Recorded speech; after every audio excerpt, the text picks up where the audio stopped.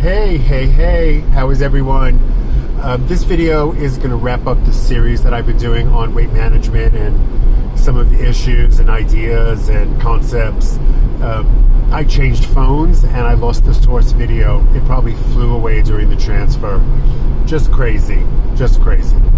Anyway, so I went to a peptide conference this weekend, and of course, as usual, I'm blown away by the information I've received. Very specifically, I've received some great information for people who are using semaglutide and it's not working after stopping and restarting. There is a reason. It is a syndrome. There is something that can be done about it. The information was spellbinding to me. It's just unbelievable. So the problem is caloric mismatch. Once again, it's that big term, caloric mismatch, calorie mismatch.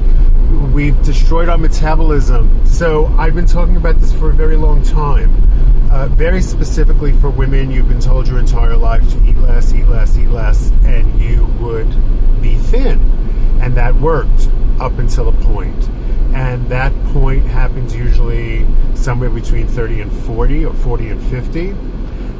It sometimes ties in with menopause, sometimes not. But a lot of times it's unexplainable. And like I said, and I've said forever, I have women who come to see me in the clinic and they tell me that they eat 800 calories a day and they play tennis 3 times a week and they're gaining weight, and it is absolutely unexplainable. Well, it's no longer unexplainable, it is explainable, and part of it is the calorie mismatch story that I've been talking about. We eat less and our body thinks it's starving, so it slows the metabolism down and resets itself at a lower metabolism.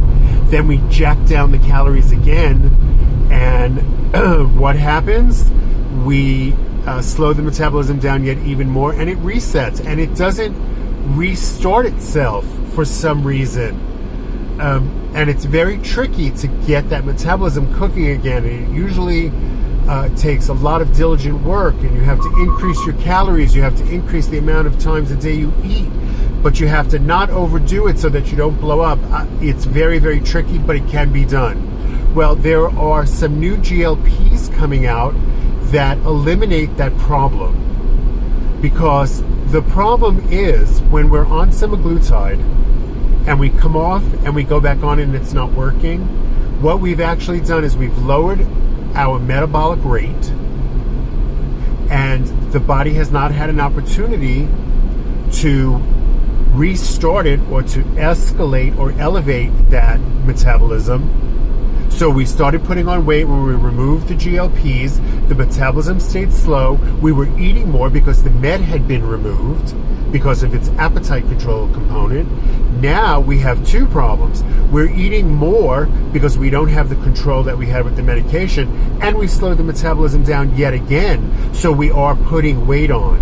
It's very, very tricky. So I do, and I have always recommended that we stay on some sort of maintenance, whether it be once weekly, once every other week, shorter dosing. I mean, there are a lot of strategies in order to get around that. Well, so what I learned this weekend at Peptide Conference was, A, that this is real.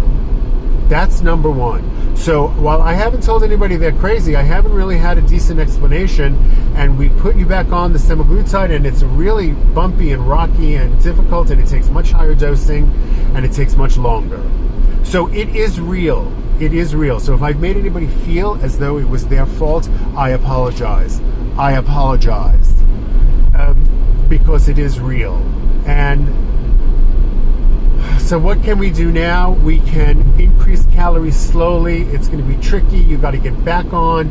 You might try Mounjaro because that is GLP-GIP, so it works a secondary pathway. So that makes it a little bit better, a little bit different. That's what happened with me. I needed to switch to Mounjaro in order to get my weight off after I stopped semaglutide, because I was sort of happy where I was, but I wanted another 10 pounds, and Sema wasn't doing it. So Mounjaro did do it for me.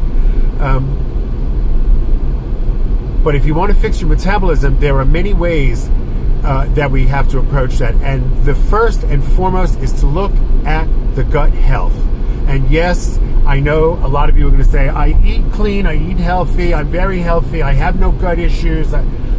But something is wrong in the gut that is not allowing the metabolism to get faster, and it's something that we need to look at. So that would be step one. Step two is increase the frequency at which you're eating, but don't increase your calories to try to keep your metabolism cooking. And then as you start to stabilize, you need to increase your calories incrementally, very slowly, in order to juice that metabolism up. Now, down the road, there is a new GLP that is being studied. It's in phase 3 trials now, which means those are human studies. The data looks great. And what we're finding is that the answer is not just weight management, but metabolism management and metabolism preservation. That is so important. I cannot say that again. Metabolic preservation. We have to maintain the faster metabolism while we're eating less and losing weight, so that when we come off the drug, if we can come off the drug, we don't pack pounds on so quickly that it's mind-boggling. That drug again is called Retatrutide. That's a hard one for me to remember. I don't know why. And that will be out, I don't know when, but that is something to look forward to. In the meantime, I learned about a drug this week that is already on the market. It's already FDA approved. It's not a GLP drug, but it does mimic those effects, and it does help with metabolic restoration after metabolic derangement from excessive caloric restriction. Let's call it that. So I have a lot more to say on this, and while this is wrapping up the initial set of videos, there will be another video that will talk about this metabolic derangement that I'm discussing, how to eliminate, how to avoid, and how to restore.